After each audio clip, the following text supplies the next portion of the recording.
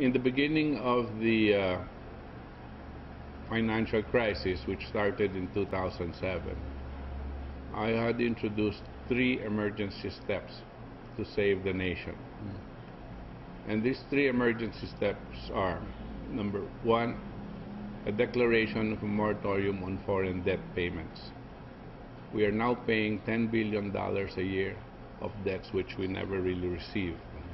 Number 2, the immediate start and rehabilitation of the Bataan nuclear power plant. We have spent a total of $4 billion for a 620 megawatt plant, and had completed the payment of $4 billion sometime 2007. And we have yet to produce 1 watt from this nuclear power plant.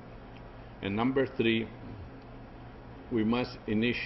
government must initiate a massive science-driven, infrastructure-based national food production program, calling on all agencies of government, calling on all NGOs, the whole of the private sector,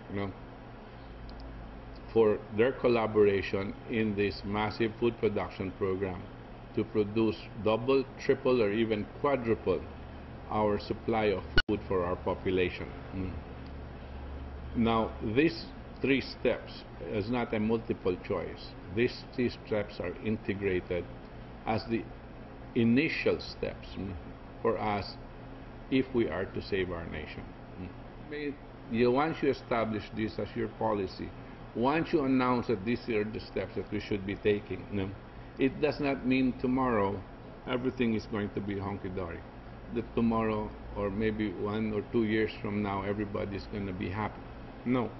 It is an effort to communicate to the public that there is a government, and a government which intends to save their lives and to make sure that succeeding generations are going to prosper.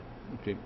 That is a very important step to take, because if the population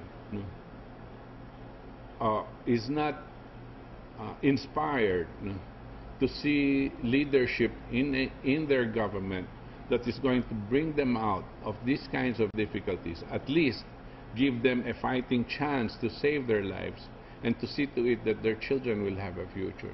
If it does not see that, the population will tend to look for other types of leaders.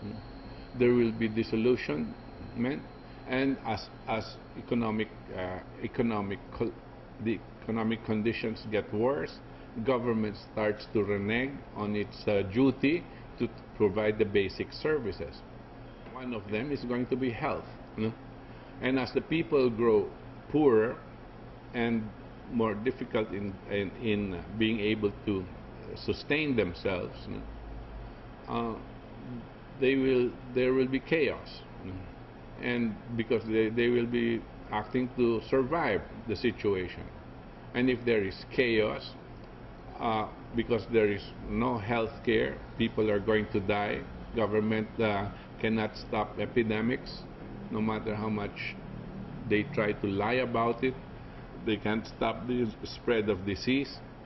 What happens now is that the chaos that will ensue from there cannot be controlled by peace and order action of the government.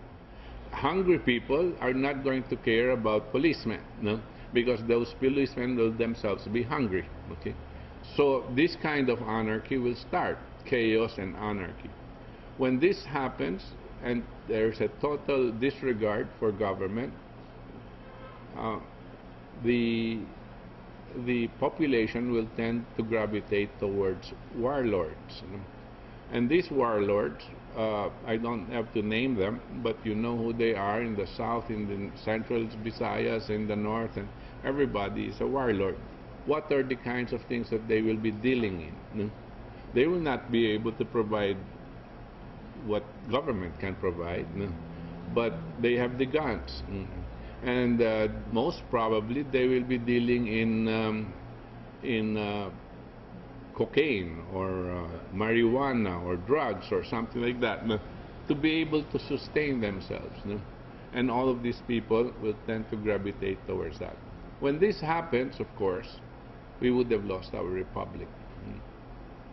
And it's going to be difficult or impossible, to put the nation back together again.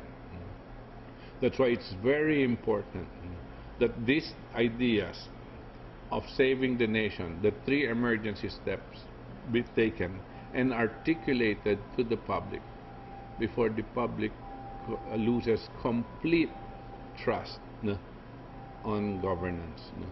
This is what's important.